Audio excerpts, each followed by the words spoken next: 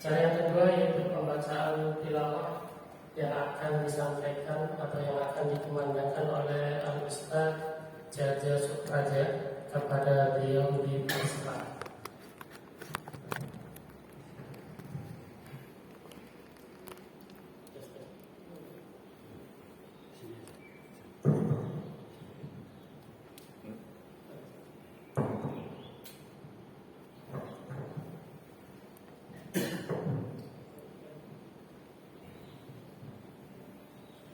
Assalamualaikum warahmatullahi wabarakatuh. Waalaikumsalam.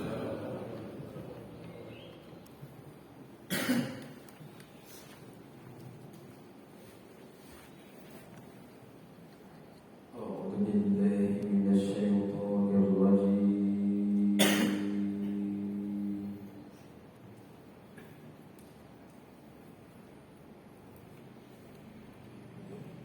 بسم الله الرحمن الرحيم.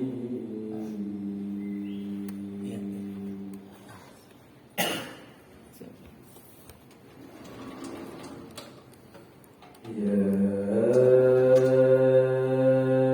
أيها الذين آمنوا اتقوا الله.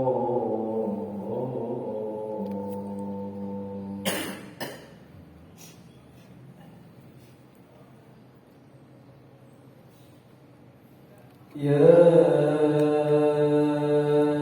أيها الذين آمنوا اتقوا الله حق تقاته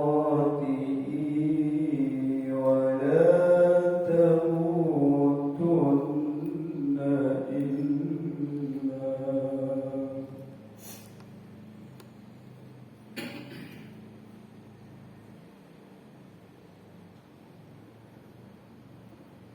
يا أيها الذين آمنوا اتقوا الله حق تقاته ولا تموتن إلا وأنتم مسلمون.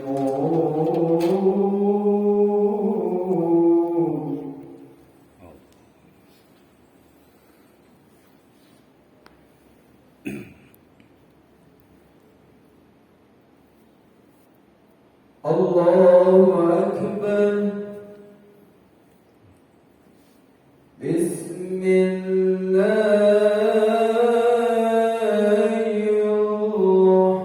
الرحمن الرحيم.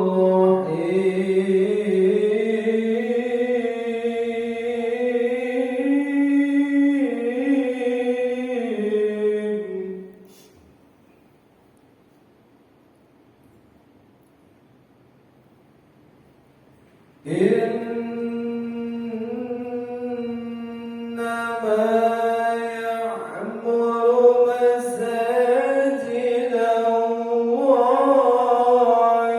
من آمن بالله واليوم الآخر.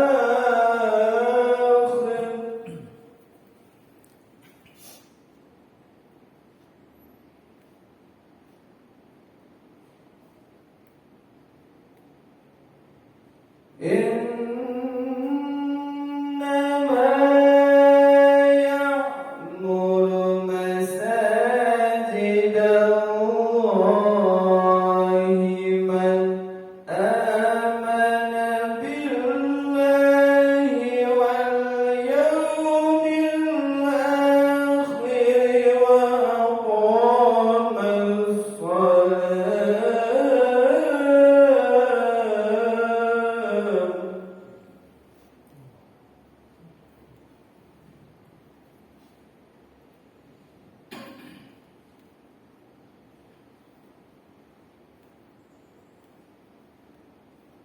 من آمن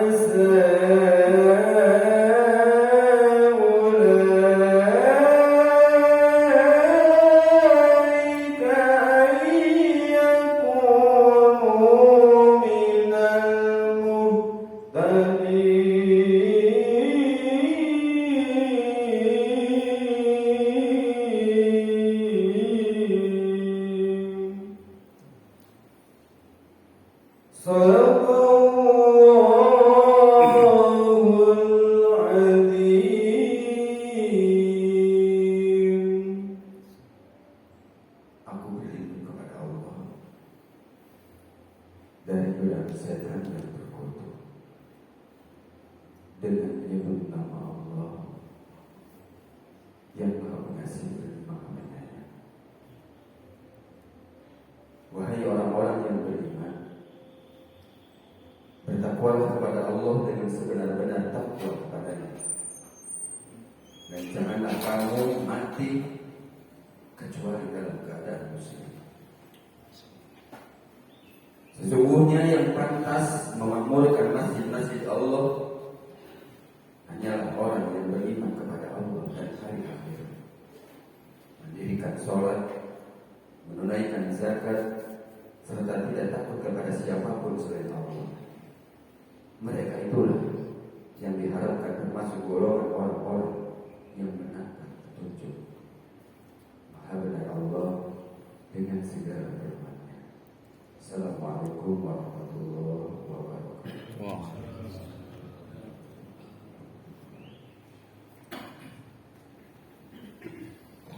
Waalaikumsalam warahmatullahi wabarakatuh.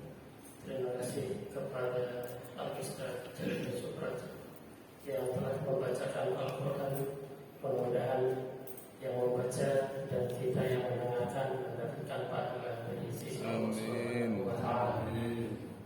Acara selanjutnya akan disampaikan sambutan dari Ketua DMPI yang kali ini akan disampaikan oleh Al-Ustaz Muhammad Arifin. Kepadanya kami persilakan.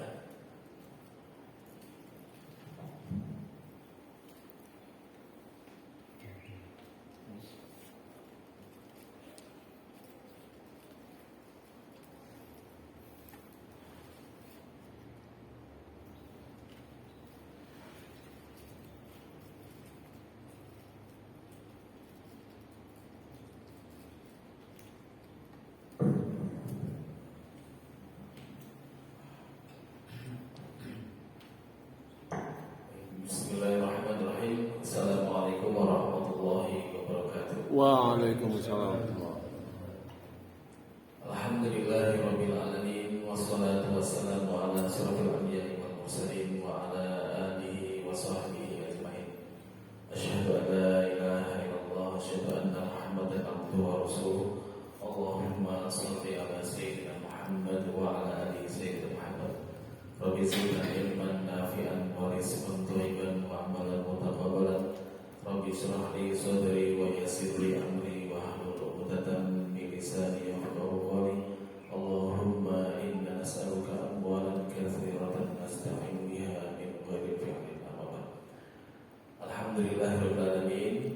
Mari pertama-tama kita panjatkan puji syukur kita kepada Allah Subhanahu wa taala yang mana pada hari ini kita bisa berkumpul. Terima kasih ya, yang para undangan yang sudah hadir, yang dari jauh, dari Indramayu, dari Kuningan, dari Sindang Laut, ya, dari Cirebon, ya, Sumber dan yang lainnya nanti bisa menyusul. Yang kedua kalinya salam salam kita haturkan kepada junjungan kita Nabi Muhammad SAW, sahabatnya, keluarganya dan para pengikutnya yang selalu istiqomah jalannya. Para ustadz yang Allah muliakan, alhamdulillah hari ini kita bisa menyelenggarakan ya, namanya adalah TKB, yaitu training khatib berseri ya. Nah, ini salah satu program dari DMDI ya, yaitu Dewan Masjid Digital Indonesia, yang insyaallah nanti dijelaskan ya ke para ustaz semua. Ini dari Lasnah Masjid ya, LDM ya, Lasnah Dakwah Masjid ya. Tapi kita pakainya DMDI ya. Nah, salah satu ini ya, latar belakang dari DMDI ini adalah Giroh umat Islam itu yang membangkitkan ketakwaan, persatuan dan ta'awun dalam dakwah, kemajuan zaman, mengubah media dan cara dalam dakwah, dan firman Allah yang tadi dibacakan oleh Ustaz Jadja, yaitu surat At-Taubah ayat 18 ya. Nah, next aja. Ini latar belakangnya, di mana Giroh umat Islam itu kalau kita lihat sekarang ya, di masjid-masjid itu sudah mulai bangkit lah ibaratnya, maka perlu adanya wadah gitu ya, untuk membagikan takwa. Jadi semuanya yang kita lihat, peluang-peluang yang ada di masjid-masjid sekitar kita, ya, maka itu potensi besar untuk bisa peluang di dalam dakwah ini. Ya, lanjut. Selanjutnya itu latar belakangnya persatuan dan ta'awun dalam dakwah. Ya. Bukan lagi menggelora yang diminati oleh sekelompok orang, sudah menjadi kesadaran bagi seluruh umat Islam untuk turut serta, ya, aktif dalam menyampaikan cahaya Islam. Ya. Ini sudah sadar menyadari diri para penggiat-penggiat dakwah ini ke arah sini, yaitu cahaya Islam, ya. Dan juga memiliki, ya, anak-anak muda yang dulu kurang aktif dalam dakwah kini telah memiliki media dan cara dalam menyampaikan cahaya Islam ini menurut versi mereka. Nah, jadi semakin lebih mudah gitu, maksudnya metodenya itu lebih banyak. Nah, next. Nah ini ya, latar belakangnya adalah surat At-Taubah tadi yang dibacakan oleh Ustaz Jaja. Nah, nama bentuk dari ini, nama organisasi adalah ini ya, DMDI, yaitu Dewan Masjid Digital Indonesia. Pembentukannya ini ya, terus alamat kantornya ini, terus pendirinya ini ya, di sana di pusat itu. Logonya ini ya, logo. Terus, nah ini ya, kita berhenti dulu sini. Visi DMDI ya, yaitu memakmurkan dan mengembalikan fungsi masjid demi kebangkitan peradaban Islam melalui dakwah secara digital dan pembinaan yang melibatkan seluruh anggota masjid. Ya. Jadi visinya ini, ya, yang kan kita punya visi ini. Contoh kalau BGA, kita punya BGA, itu visinya adalah memberantas, ya, memberantas buta huruf dan buta paham Al-Quran untuk negeri. Ya. Nah ini kita mempunyai visi memakmurkan dan mengembalikan fungsi masjid demi kebangkitan peradaban Islam. Ya. Jadi memakmurkan dan mengembalikan fungsi masjid. Ya. Yang dimana sekarang masjid itu kalau kebanyakan masyarakat itu kosong, ya, masjidnya bagus-bagus tapi kegiatannya kosong. Kayaknya hampir semuanya, ya, hampir mayoritas seperti itu. Nah ini visi kita dari DMDI, memakmurkan dan mengembalikan fungsi masjid. Maka nanti akan beberapa program yang ada, ya, itu kita diminta untuk masjid itu menjadi makmur, ya. Misinya, ya, yang pertama adalah memakmurkan masjid dengan segala bentuk kegiatan Islam secara kafah. Ya. Jadi kita bisa merancang, ya, dan juga membuat berbagai kegiatan, ya. Intinya adalah memakmurkan masjid, ya. Selain sholat jamaah yang sudah berjalan, tetapi kegiatan-kegiatan lain itu yang penting, ya. Yang kedua adalah pembinaan insan masjid, ya.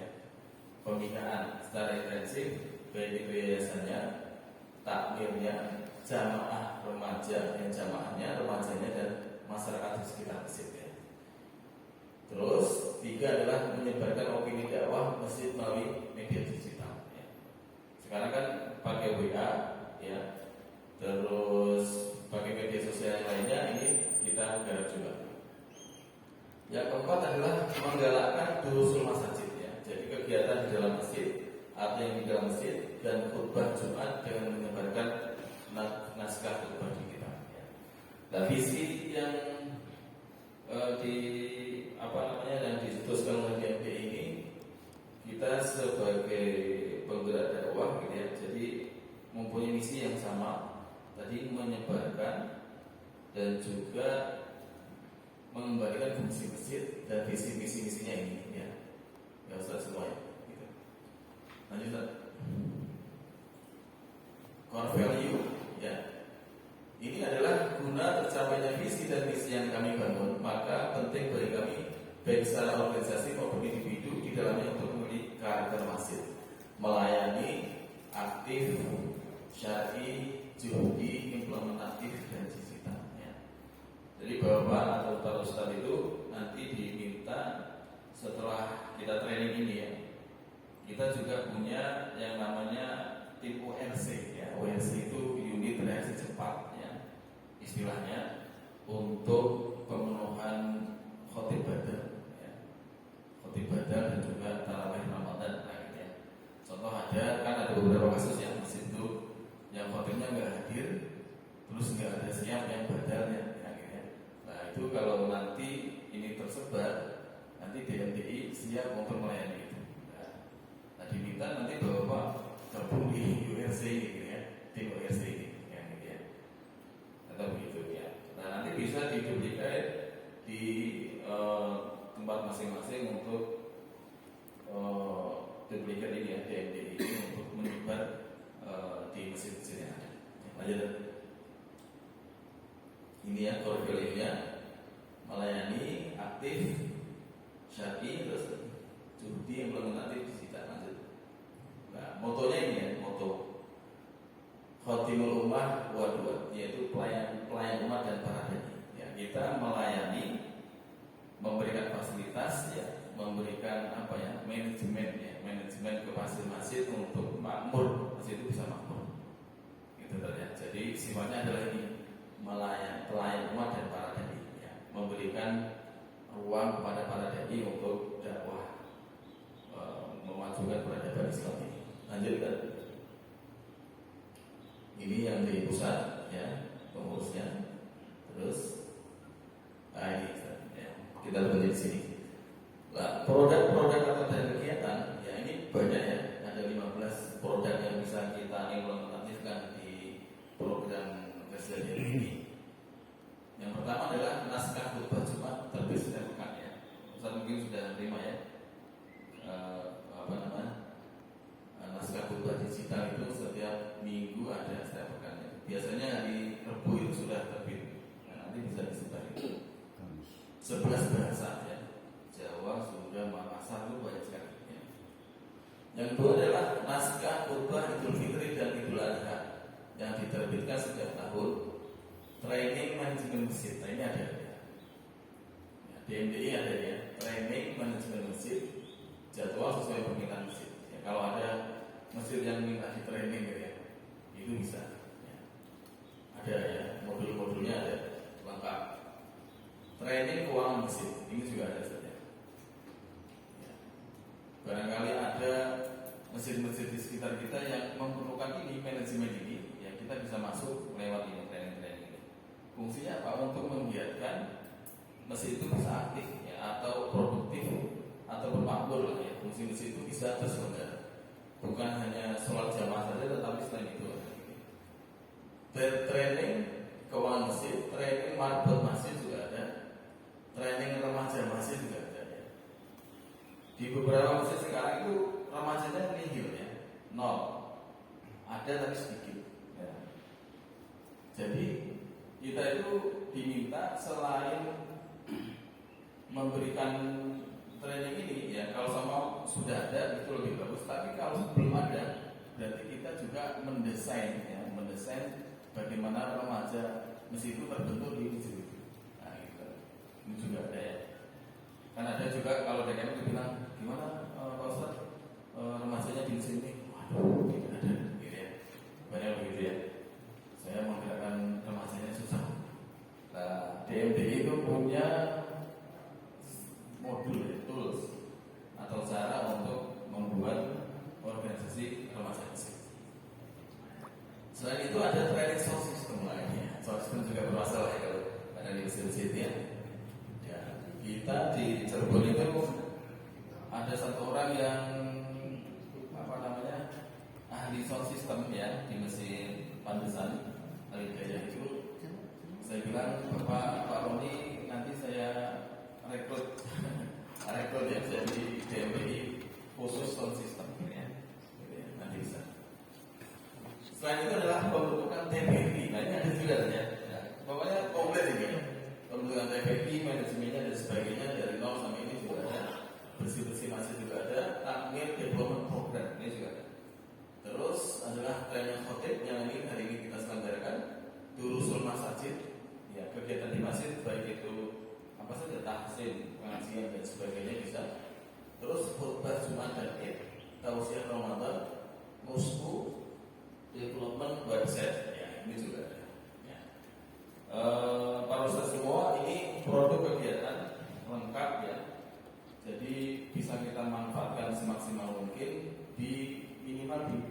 yang sudah kita riayah, yang kita bisa tawarkan program ini ke masjid-masjid itu. Kalau yang belum kan agak susah ya. Informasinya yang kita dapat dari DMTI kita sudah mendata ada sekitar 110 masjid dan musola di WWH 3 ini, mungkin belum semua itu yang sudah diisi oleh para teman-teman. Nah, ya, 110 ya, baik khutbah, baik tahsin, baik pengajian dan sebagainya, itu ada 110. Nah, kalau itu dimaksimalkan, ini luar biasa. Luar biasanya adalah muncul di masjid-masjid itu adalah orang-orang yang menjadi penggerak, ya, leader kebaikan. Ya. Penutup, Rasulullah SAW diutus untuk menyebarkan Islam ke seluruh penjuru dunia sebagai tugas bagi umat ulama, yakni para rasul anbiya, yaitu pewaris para nabi, para dai dan seluruh umat Islam. Maka sudah sewajarnya jika tugas mengemban dakwah ada di pundak setiap kaum muslimin, dan dengan berkembangnya ilmu dan teknologi yang kita mengembangkan dakwah ke seluruh penjuru dunia dengan mudah, ya. Maka mari kita berlomba-lomba menuju jalan kebaikan. Allah Subhanahu wa taala berfirman, walikulli wajhatun wa muwalliha, ya, fastabiqul khairat aina ma takunu ya'ti bikumullahu jami'an innallaha ala kulli syai'in qadir, ya. Dan bagi tiap-tiap umat ada kiblatnya sendiri yang ia menghadap ibadahnya, maka berlomba-lomba dalam membuat kebaikan di mana saja kamu berada, pasti Allah akan mengumpulkan kamu sekalian pada hari kiamat. Sesungguhnya Allah Maha Kuasa atas segala sesuatu. Al-Baqarah ayat 145. Kami dari DMTI Cirebon, ya, kita semua berharap, ya, dari hasil dari training ini maka kita bisa menularkan, atau yang sudah biasa khotib itu lebih lebih mantap lagi. Kalau yang belum maka bisa menjadi calon-calon khotib, ya, yang ada di daerah-daerah.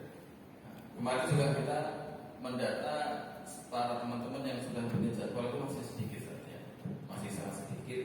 Maka ini nanti mudah-mudahan dari ini itu muncul khotib-khotib baru yang bisa disebar di beberapa masjid. Intinya adalah opini dakwah dan juga tadi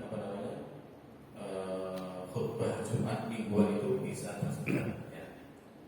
Itu saja, mungkin terima kasih dari kami. Nanti kita bisa ikuti sampai selesai. Assalamualaikum warahmatullahi wabarakatuh. Waalaikumsalam warahmatullahi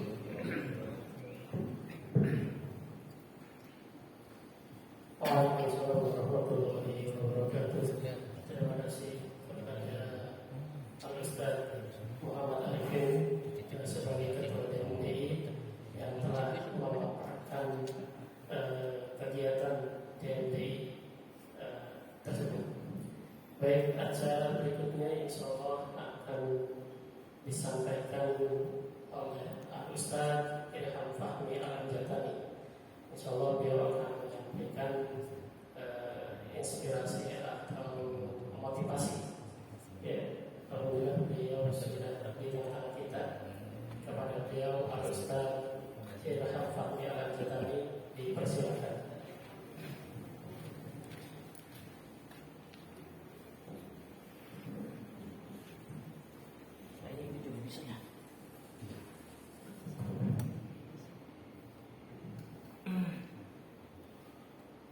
Bisa nggak?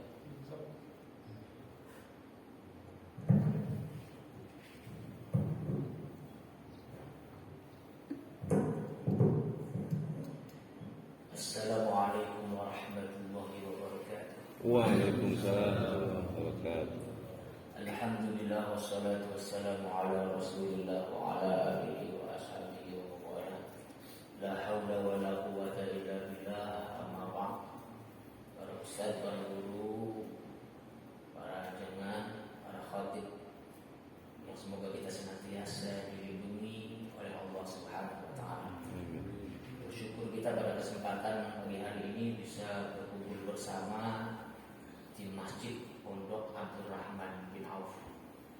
Ya, saya sebagai pimpinan pondok mengucapkan ahlan wa sahlan bikum. Selamat datang kepada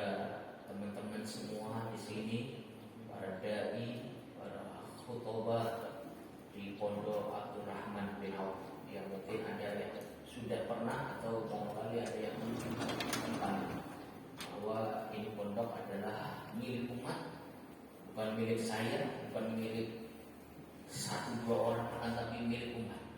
Maka semua aktivitas dakwah, kegiatan-kegiatan dakwah apapun boleh untuk bekerja sama dengan Pondok Abdul Rahman bin Auf, termasuk program yang diselenggarakan oleh DMDI terkait dengan training khotib ketika menyampaikan program dan kemudian meminta untuk tempatnya di Pondok Aba, maka saya sangat bahagia sekali menyambutnya karena memang inilah fungsi daripada Pondok Abdul Rahman bin Auf.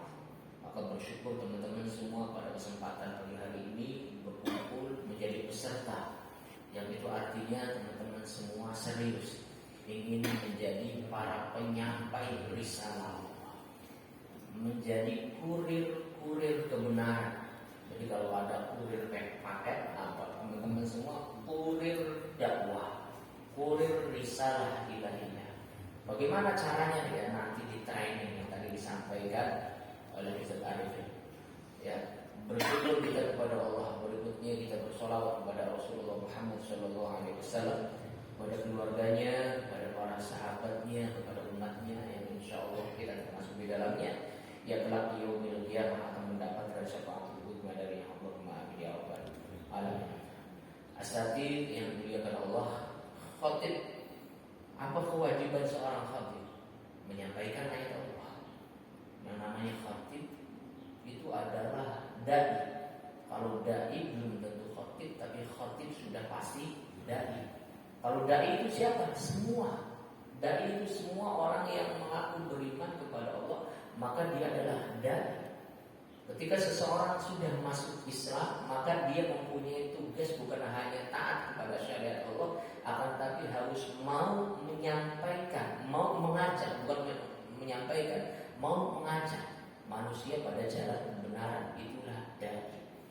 Wa man ahsanu qawlan mimman da'a ila Allahi wa 'amila shalihan wa qala innani minal muslimin. Siapa orang yang ucapannya paling baik daripada orang-orang yang menyeru pada kebenaran? Kalau dai belum tentu khatib. Kalau khatib ya sudah pasti dai. Sebab apa? Sebab yang namanya khatib itu merupakan satu istilah di dalam syariat, khususnya dalam khutbah, dalam sholat Jumat ada namanya khutbah. Yang khutbahnya siapa? Itulah khatib. Maka ada definisinya, ada takrifnya. Tapi kalau dai ini masih global, siapapun yang mengajak pada kebenaran itulah adalah dai. Mengajak kebenarannya lewat lisan bisa, lewat tulisan bisa, bahkan lewat bahasa isyarat pun bisa. Kalau teman-teman lihat bagaimana Nabi Zakaria ketika beliau kemudian diberikan ujian oleh Allah, tidak bisa bercakap-cakap dengan manusia, bisalati layalin sawiyah, selama 3 hari 3 malam. Jadi Nabi Zakaria pada saat itu begitu merindukan dikaruniai seorang anak keturunan, maka Nabi Zakaria pun berdoa kepada Allah, dan kemudian Allah ternyata mengijabah doanya dengan tandanya apa? Bahwa Nabi Zakaria sudah dikaruniai keturunan oleh Allah Subhanahu wa taala melalui istrinya. Kata Allah, engkau nanti tandanya bahwa engkau sedang istrimu sedang mengandung, sedang hamil. Istrimu sedang hamil, tandanya engkau lam yatakallamun nas, tidak bisa berbicara dengan manusia. Bisalah nanti layar yang sawiyah selama 3 hari 3 malam. Ketika 3 hari 3 malam ternyata ia nggak bisa ngomong. Ada yang ngomong ini biasanya ada suaranya, mending lawan serasi ini sering nggak ada suaranya sama sekali. Tapi hebatnya Nabi Zakaria, sekalipun tidak bisa bicara pada saat itu, tetap Nabi Zakaria keluar menemui umatnya, menemui jamaahnya, dan mengajak mereka ansabbihu bukratan wa asyiyah, mengajak mereka agar kemudian bertasbih kepada Allah Subhanahu wa taala. Pelajaran apa yang bisa kita ambil dari Nabi Zakaria? Dia bisa ngomong baik, masih punya semangat dakwah. Pakai bahasa isyarat. Kita tahu bahasa isyaratnya ribet ya. Kalau kita bahasa Zakaria bahasa Irsyad yang saya tadabburi dan saya ambil hikmahnya dari kisah Nabi Zakaria di surat Maryam. Nanti teman-teman bisa cek sendiri nanti di Al-Qur'an. Di surat Maryam itu Nabi Zakaria semangat dakwahnya luar biasa. Hingga ketika Nabi Zakaria dalam keadaan sakit sekalipun dia tidak bisa ngomong. Karena apa? Karena memang itu menjadi ujian yang Allah berikan kepada Nabi Zakaria. Kamu kalau mau punya anak keturunan, nanti kamu akan di-stop, nggak bisa ngomong selama 3 hari 3 malam. Ternyata ini dia tidak bisa bicara selama 3 hari 3 malam. Dan ternyata Allah ketika menguji Nabi Zakaria dengan tidak bisa bicara, ternyata Nabi Zakaria masih mempunyai semangat untuk dakwah. Luar biasa. Kadang-kadang kita kan sariawan sedikit gue kan, aduh si pemain bela ya gue masih lagi beli awal. Nabi Zakaria enggak. Dan bedanya dengan khotib tadi, kalau khutbah itu dia sudah pasti menyampaikan dengan lisan. Tapi kalau dai bisa dengan lisan, bukan hanya dengan lisan, bahkan bisa juga dengan isyarat. Yang tentunya profesi sebagai seorang dai ini merupakan profesi terbaik, profesi yang Allah karuniakan kepada manusia pilihan. Maka dalam Quran surah Fussilat dijelaskan bahwa ahsan qaulan mimman da'a ila Allahi wa 'amila shalihan wa qala innani minal muslimin. Siapa orangnya yang ucapannya paling baik dibandingkan orang-orang yang menyeru manusia pada jalan kebenaran? Ahsan qaulan mimman da'a ila Allah, mengajak kepada Allah, wa 'amila shalihan, dan beramal saleh. Maka alhamdulillah teman-teman di sini dengan hadir dan membersamai DFDI untuk menjadi peserta Tarakan Aktif, berarti teman-teman mempunyai kesungguhan untuk menjadi khotib-khotib yang terbaik. Karena lawyer saja, pengacara saja ada latihannya. Orang mau jadi konsultan pajak aja ada latihannya. Orang mau jadi yang biasa ngurus pertanahan itu ada latihannya. Khotib pun ada latihannya. Saya pertama kali khutbah itu, saya pertama kali latihan ceramah. Sebetulnya dari dulu waktu saya mondok di Babakan Cikori ini, saya udah itu diketawain. Saya ceramah gitu kan diketawain. Saya waktu itu ya namanya masih SMP, masih MTS. Saya salah yang berdalil, yang seharusnya hadis saya sebutnya Al-Quran. Jadi ketika saya mengatakan qala Allah Ta'ala fil Qur'anil Karim, a'udzu billahi minasyaitonir rajim, bismillahirrahmanirrahim, innamal a'malu binniyat wa innamal likulli imrin. Wah, diketawain saya. Wah, itu bukan ayat, itu hadis. Hadis saya waktu itu jauh ketemu pengen dikawin dirai ya. Langsung kayak gitu diketawain, termasuk juga guru-guru pada ketawain. Saya langsung tutup, langsung kabur masuk kamar, kunci, nggak berani keluar. Itu yang tes awal-awal. Jadi setelah itu saya nggak berani lagi, tampil nggak berani lagi, dibully habis-habisan. Makanya saya merasakan pokoknya yang namanya bullying ini merupakan sesuatu yang sangat dilarang untuk anak saya, untuk santri-santri saya yang ada di sini. Bukan hanya bullying fisik, tapi bullying verbal. Wah, kamu nggak bisa nggak boleh. Saya kalau ada yang bully ketemu sama saya itu langsung saya stop, saya ingatkan. Karena saya merasakan sendiri ketika pertama kali latihan ceramah salah diketawain, udah diketawain selesai acara ketemu masih dibully. Wow, belum ngerti itu hadis bukan ayat. Dari situ saya nggak pernah ngomong sama sekali. Jadi kalau teman-teman semua sekarang melihat saya biasa ceramah, itu dulu saya pernah merasakan posisi di mana saya tidak berani bicara dengan orang lain kecuali seperlunya.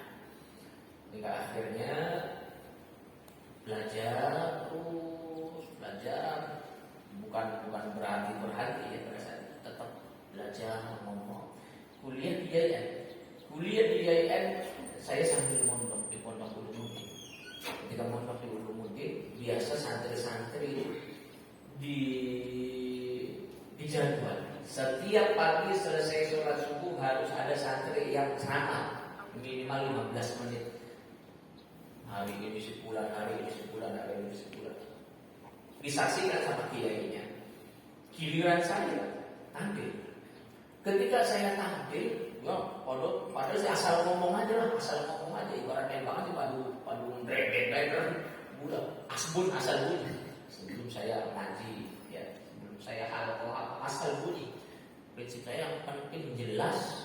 Kalau misalnya saya ngelawak ya bisa diketawain, gitu kan? Akhirnya di situ pas giliran saya ceramah, ternyata kiai senang rupanya sama ceramah saya.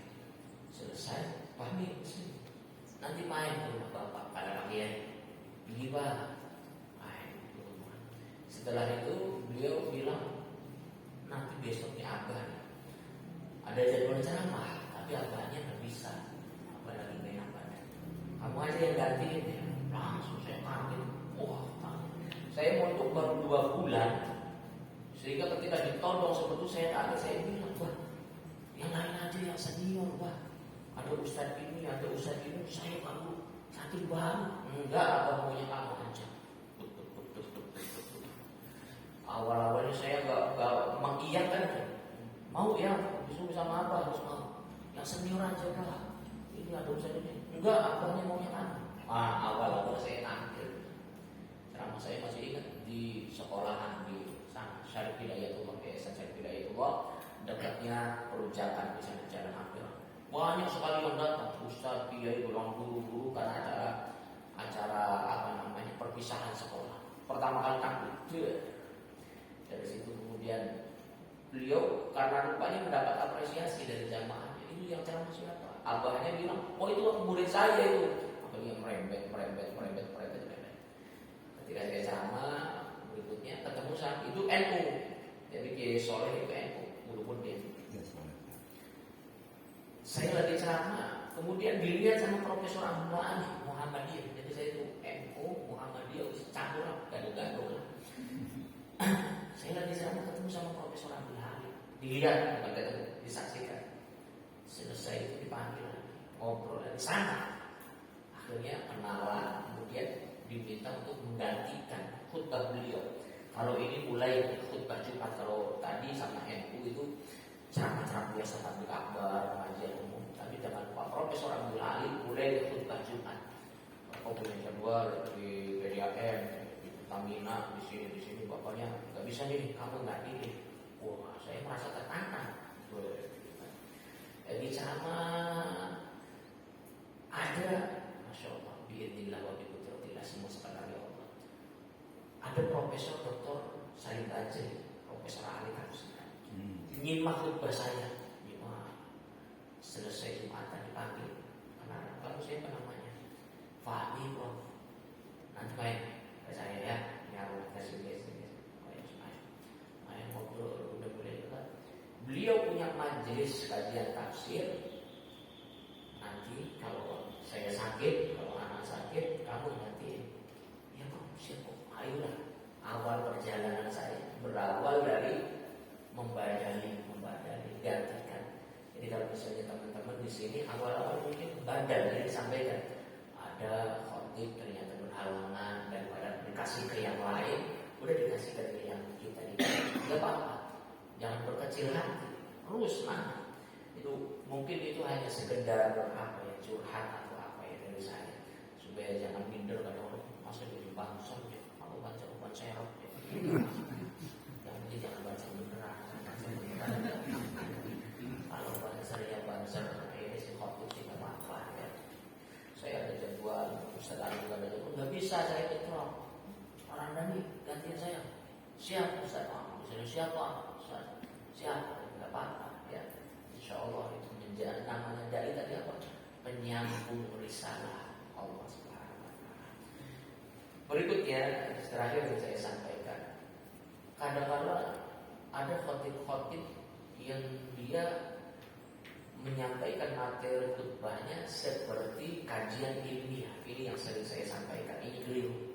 Khutbah itu bukan seminar ilmiah, bukan kajian ilmiah. Khutbah itu majelis nasihat.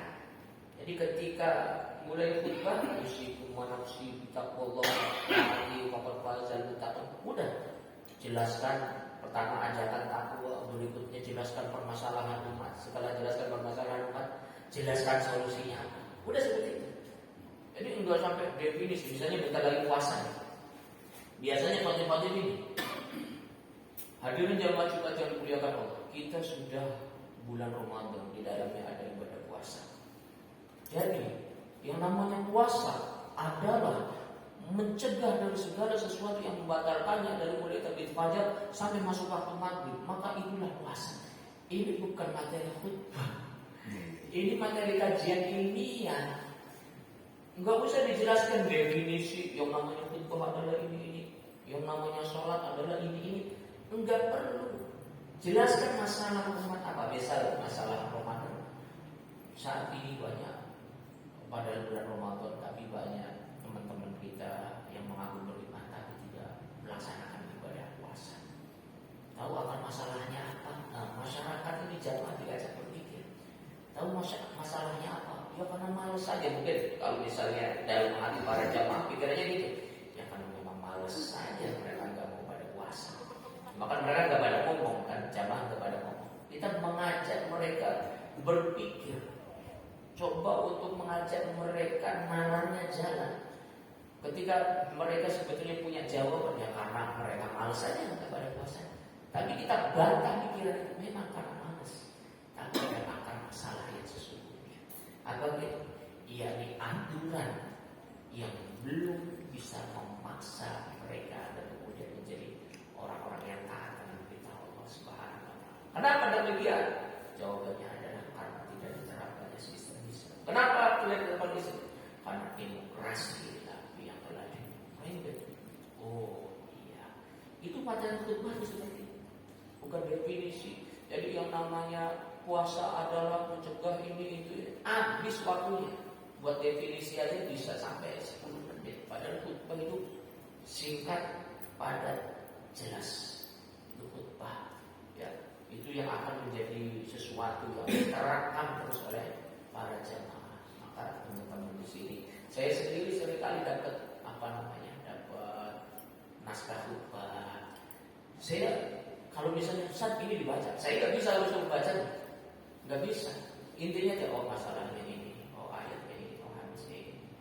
Ya, untuk wis bebas terus berimprovisasi, terus berinovasi, permainan kata-kata. Nah, mungkin ini juga bisa diterapkan untuk teman-teman semua. Jadi sebetulnya naskah khutbah ini sebetulnya ya cuma kerangka berpikirnya aja. Kalau mau dibaca ya silahkan, tapi untuk saya pribadi, saya nggak bisa. Kalau datang khutbah cuma membaca saja nggak bisa. Yang penting intinya saja, masalahnya apa, kemudian solusinya seperti apa.